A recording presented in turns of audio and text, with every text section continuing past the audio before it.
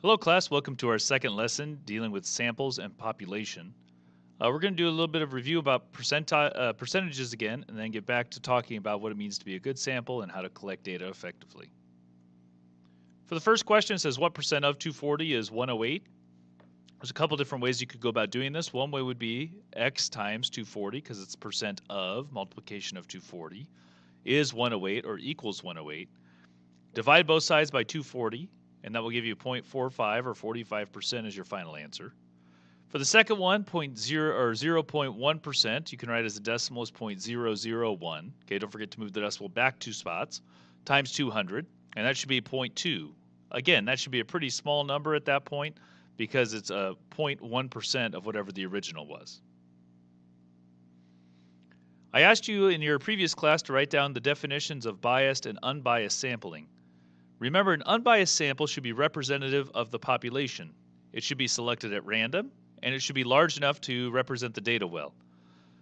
The question of how many should be in your sample is a good question. It kind of depends on the situation. But your unbiased sample should be representative of the population, much due to the fact it's a random sample. A biased sample is not representative of a whole population. Maybe one part of the population is favored over the other, maybe one was asked the question differently, and that's where some of those ideas would come into play. If we want to know the number of students who ride the bus in high school, if we look at these 4 samples, let's see which one's the best. First one is 4 students in the hallway. Probably not the best option because the sample size isn't large enough. All the students in a marching band. Well, that may be true, and the number of students in the band is a random group of people. Maybe those students are more likely to be dropped off at school because they have after-school activities due to band. 50 seniors, not a good idea, even though it is at random, because maybe seniors drive to school and the other people don't drive to school. And then 100 students at random during lunch. That would be the best option as long as lunch is a closed lunch and all the students are there. So if you were to pick any of these 4 options, the answer would probably be the last one. It's a large enough sample, it's a random group throughout the entire school, and I would probably think that's your best option. Interpreting the results is important based upon if the data was collected appropriately. If the data is from an unbiased sample, it should be proportionally the same, that data, as compared to the population. At least that would be our assumption then. If it's a biased result, we can collect all that data and do whatever we need with it, but it doesn't necessarily mean the prediction will make sense with whatever the population is talking about.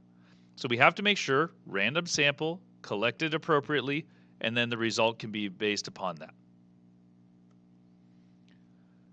So the next 3 slides deal with how residents in a certain area feel about a new stop sign that's going in an intersection. Determine whether the conclusion is valid. Now, when we determine if the conclusion is valid, it's not a yes or no question. It's an explanation. So you're going to have to write some sentences, and the expectation is that you're going to write some sentences as you're looking through these scenarios. So you survey 20 residents who live closest to the stop sign, 15 support, 5 do not. You conclude 75% of residents of your town support the new sign. There are some good things about this, and there's some bad things about this example. The good thing is, if you are going to put a stop sign in, the people you should probably talk to somewhat would be the people that live around there. They're the ones that would use the stop sign the most. So it's actually not bad if you ask those people. The problem is that the conclusion said that 75% of the residents of the whole town, support the new stop sign. You only ask people from a certain area of the city, so you have to make sure that your conclusion only represents that part of the city. The fact that the percentage is good does not mean that the sample itself is good, so please keep that in mind as well. So the conclusion is the issue here. If we would have said the people closest to the sign would support the new sign, then I would say that's probably a good explanation, but in this case, you have to be careful on that. The next one says you survey 100 random residents of the town, 40 support it, 60 do not. 40% of the residents support the new sign. At this point, as long as the data was collected randomly, it seems like that's a good amount. The question of is 100 a big enough sample would come into play here. Depending on the size of the town, you might want to ask more people. But overall, it's a random sample. I can use that. The percentages make sense based upon the information given, and so I can use that as my conclusion as well.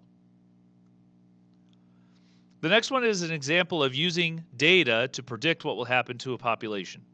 So this says the newspaper randomly selected and asked 75 students about how many movies they watch a week. So these three numbers add up to 75.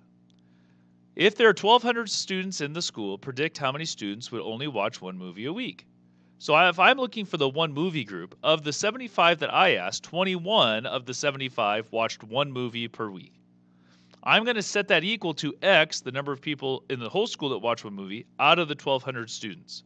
It's just a proportion question, so you set the ratio up that's given to you equal to X over the 100. You could also do it with percentages like we did the first example, but you could do it this way with a fraction idea with proportions. I'm just going to cross multiply these two, and I should end up with X being 336. It's important to realize that if I were to actually be able to ask the entire population, it's probably not exactly 336. In fact, it's very likely it's not 336. However, this is our best estimate about what we have based upon the random results, randomly generated students, okay, and their conclusion based upon those 75. You would be surprised at how accurate these things become as long as they are done in a random sense. So, this conclusion would be we expect that 336 of the students would have watched one movie per week. Okay, your homework today is 1 and 2, 9 through 15, and 18 through 22 on section 10.6. I made a special note, make sure you explain your answers. You need to use complete sentences. We're going to be looking for that. Work on your punctuation, spelling. I know sometimes it seems mundane to look at those things, but those are important skills that you want to make sure you continue to improve on.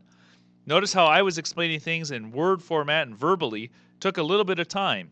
You're going to have to write some things out here. Okay, we're going to be looking for a good explanation. We don't just want to see one-word answers. We want to see a sentence or two. Okay, think more like that in terms of some of your answers when you're asked to explain things, such as these questions about whether the conclusion is valid or not. For these questions where you're supposed to predict, I don't think you need sentences there. I think you need some mathematical principles and things written down arithmetically, okay, to be able to figure out what those questions are really trying to get to. Please make sure that you show your work. Please make sure that you explain your answers in complete sentence form. Have a good day, everyone.